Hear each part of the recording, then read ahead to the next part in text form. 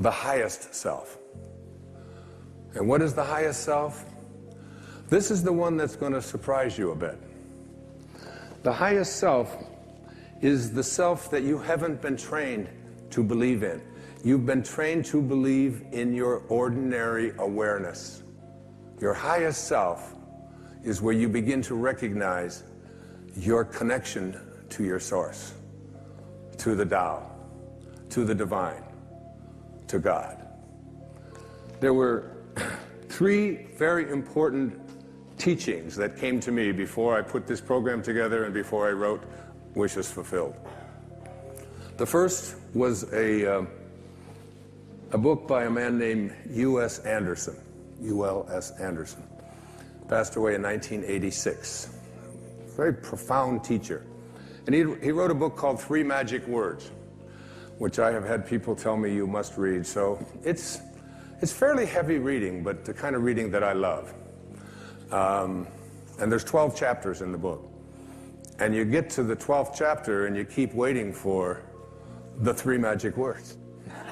Because he doesn't say what they are. And at the end of each chapter, there's a meditation. And in this meditation, you practice and put into the awareness within yourself of recognizing the highest place within yourself. And ultimately, at the very end, he said these words. Chapter 12, the very end of it. It's called The Veil Removed. This is the ineffable secret, the ultimate illumination, the key to peace and power. You are God. Those are the 3 magic words. If you will accept this towering truth and dare to stand atop this magnificent pinnacle, universal consciousness will be revealed to you from within. God is there.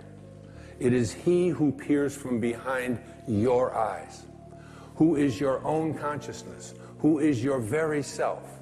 You are not just a part of God, you are altogether God. And God is altogether you.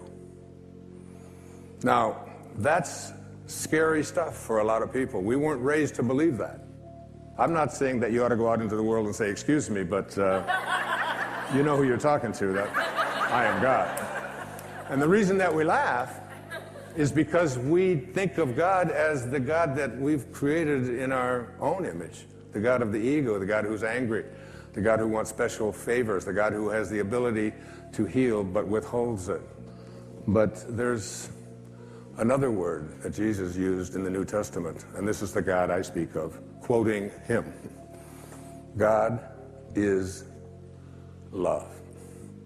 And he that dwelleth in love dwelleth in me, and I in him. God is love. Pure, unconditional, blissful, divine love. That's who you are. The second great teaching was a man named Nevillegoddard. Passed away in 1972. Lectured over in California, particularly in the 40s and 50s and 60s. I read his book, The Power of Awareness, 7 times. I gave it to each one of my children at Christmas a couple of years ago, and they called me up and they said, Dad, it's great, but I don't understand it. It's a little heavy.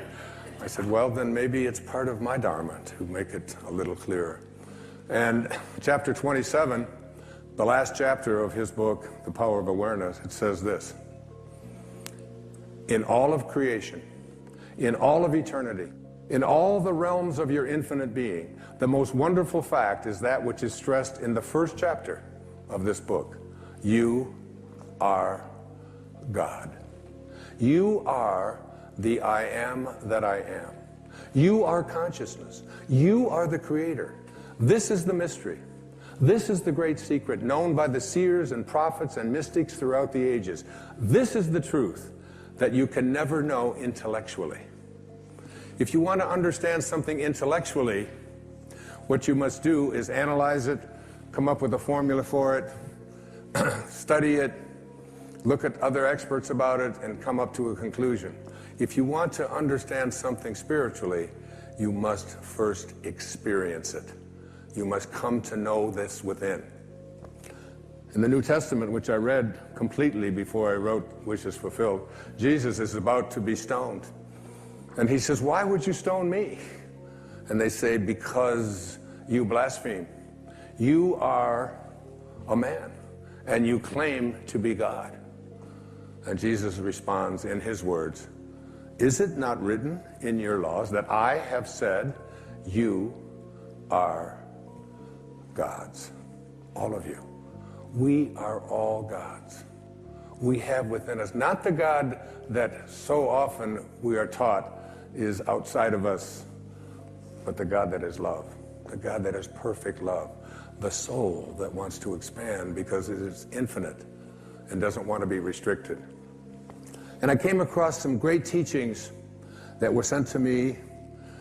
They showed up, as we often think they show up as accidents, but you come to realize that there are no accidents in this universe. Everything that takes place have the pieces moved around by something bigger than all of us. And so it was called the I Am Discourses. And I quote from the I Am Discourses.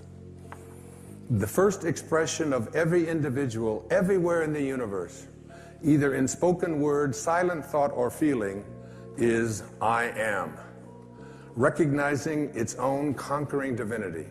The student, me, you, all of us, endeavoring to understand and apply these mighty yet simple laws, must stand guard more strictly over his thoughts and expression, in words or otherwise. For every time you say, I am not, I cannot, I have not, you are, whether knowingly or unknowingly, throttling that great presence within you. These words, I am. I opened up this program with the words, I am well, I am perfect health. And where do you think they came from? What do these words, I am, mean? A very quick retracing of the story of Moses. Moses, this little baby who was born at a time when the Pharaoh had ordered all male children to be drowned in the Nile, and Moses' mother took his little baby, put him in a basket, and floated him down the Nile. Moses was discovered by the Pharaoh's daughter. The Pharaoh's daughter raised Moses as her own son and the Pharaoh's grandson.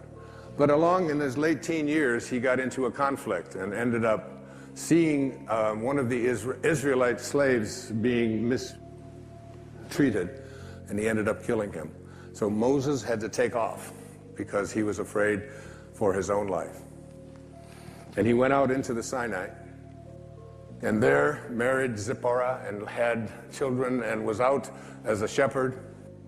And as the Torah tells us, as it says in Exodus, he comes across a burning bush one day that is not being consumed. And the bush speaks to him. And rather than even misquote this even a little, I brought from my hotel room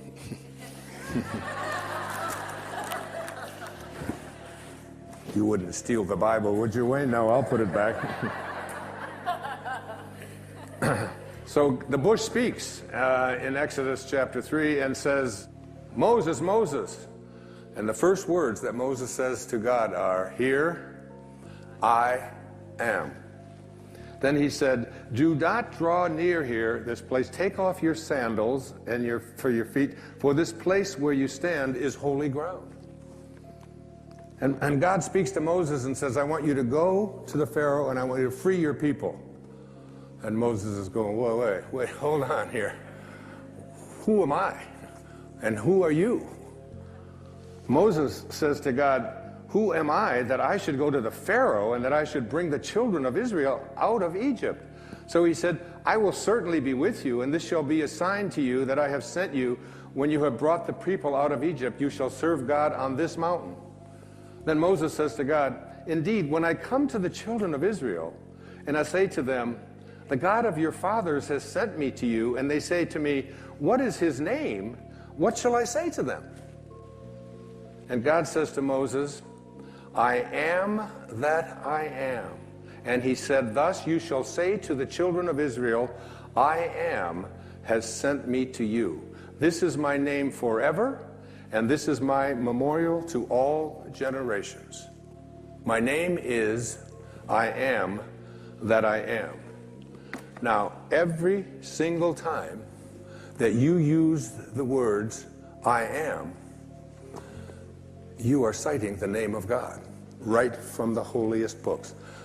And every time you say the words, I am weak, I am poor, I am unlucky, I am unhappy, I am sick, I am unable to attract into my life what you want, you are desecrating the name of God. God did not say, I will be. My name is, I hope things work out well. My name is, maybe things will show up that I wanted, but possibly not. He said, I am that I am. You must be conscious of how you use these words. I am. I am strong. I am well. I am content.